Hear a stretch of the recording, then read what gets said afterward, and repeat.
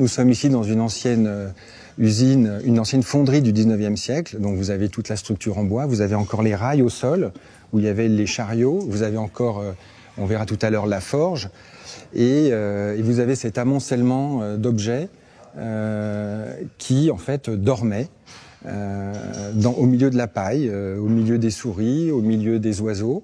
Quand nous sommes arrivés dans cet atelier il y a 6 mois, il y avait des pièces qui n'avaient pas été bougées depuis un siècle.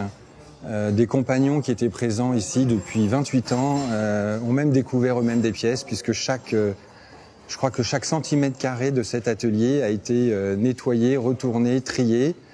Et c'est ce qui nous permet aujourd'hui, avec Maître Renard, de pouvoir organiser cette vente aux enchères au mois de septembre, avec Madame de Grivel qui vient de la société André Massé, et qui travaille depuis quasiment 40 ans.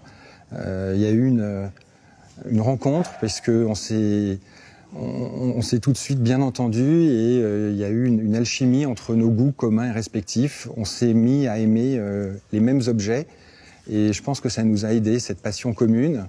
Avec Madame de Grivel, qui connaît tous les objets depuis 40 ans, eh bien, nous avons découvert ce gisant.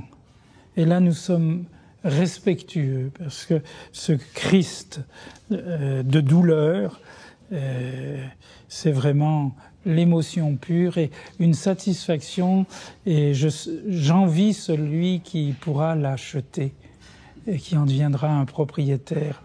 C'est beau comme objet. On m'appelle souvent l'âme de la maison. Je voudrais être la petite luciole, la petite lumière qui accompagne ces objets, qui souvent on a découvert certains, et j'aimerais pouvoir les transmettre, et c'est ce que nous avons fait toute une vie. Et j'ai eu le grand bonheur qu'André Massé m'accompagne, d'accompagner André Massé et d'avoir une équipe extraordinaire. Avec le recul, on a bougé et déplacé des tonnes et des tonnes et des tonnes de pierres.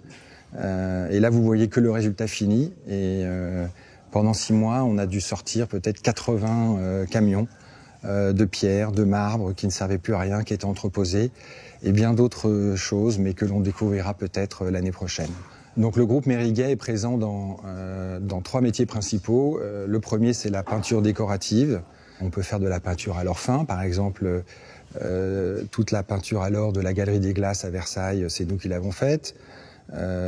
L'Opéra Garnier, le bureau de Barack Obama l'année dernière, des salles du musée Getty, etc., etc. Et plus de la moitié de nos compagnons sont à 100% de leur temps en dehors de France, puisqu'on a même des compagnons qui restent au-delà d'une année sur des chantiers, que ce soit au Moyen-Orient, aux États-Unis, en Russie, etc., etc. Ensuite, on a une deuxième activité qui est toute la ferronnerie décorative. Donc ça peut être à la fois de la ferronnerie traditionnelle, comme les grilles du Louvre, mais aussi de la ferronnerie plus moderne, ou reprendre du style des années 30, etc. Et puis le troisième métier, qui est un métier qu'on a depuis un peu plus récemment, depuis 2 ans maintenant, c'est tout ce qui est lié à la pierre. Donc c'est la rénovation de monuments historiques. Donc on a travaillé sur le château de Versailles, on a travaillé sur la rénovation du Pont-Neuf, le Crillon, la Tour Saint-Jacques. Là on travaille sur le Sacré-Cœur. Et en fait c'est pour héberger cette activité-là que l'on a racheté ces ateliers de Suresnes.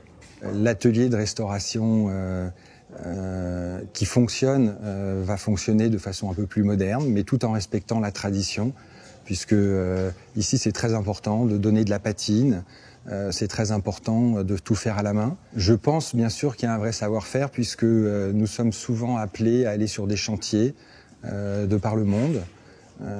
Il y a 15 jours, 2 compagnons sont partis pendant 10 jours à Moscou. Les clients russes n'ont pas la qualité qu'ils souhaitaient en Russie, et c'est pour ça qu'ils acceptent de faire venir des compagnons de France dans ces métiers-là. Comme du temps des tsars, ils font revenir l'excellence française.